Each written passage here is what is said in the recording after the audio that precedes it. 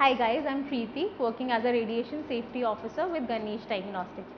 आज हम बात करेंगे DRCG न्यूक्लियर स्कैन के रिगार्डिंग।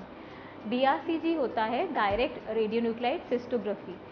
अब ये हम किन कंडीशन में करते हैं, क्यों करते हैं और पेशेंट को डॉक्टर्स कब एडवाइस करते हैं, ये सब हम स्कैन के इस वीडियो में जानेंगे। सो बेसिकली किडनी का काम होता है ब्लड को फिल्टर करना एंड यूरिन फॉर्मेशन में।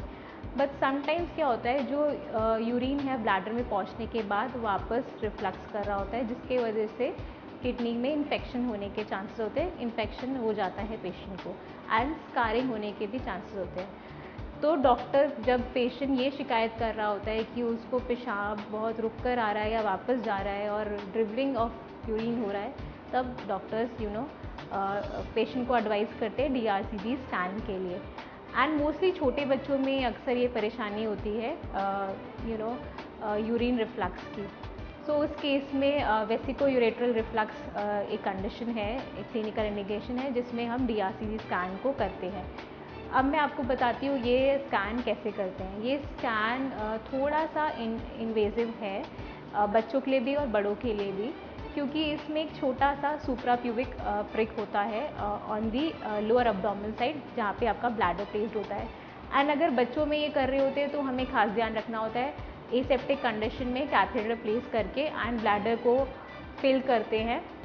एंड जब ब्लैडर फुल हो जाता है तो उन्हें वॉलंटरी वॉइड करना होता है स्टैंडिंग पोजीशन में। एंड जब स्टैंडिंग पोजीशन में फुल फोर्स के साथ वो यूरिन कर रहे होते हैं तो हम रिफ्लक्स को देख सकते हैं किडनी के तरफ। अगर तो रिफ्लक्स पॉजिटिव आ रहा होता है तो हम उसे पॉजिटिव रिपोर्ट करते हैं एंड और नेगेटिव आ रहा होता है तो उसे नेगेटिव रिपोर्ट करते हैं। एंड इसमें अडल्ट पेशेंट में ध्यान रखा जाता है कि उन्हें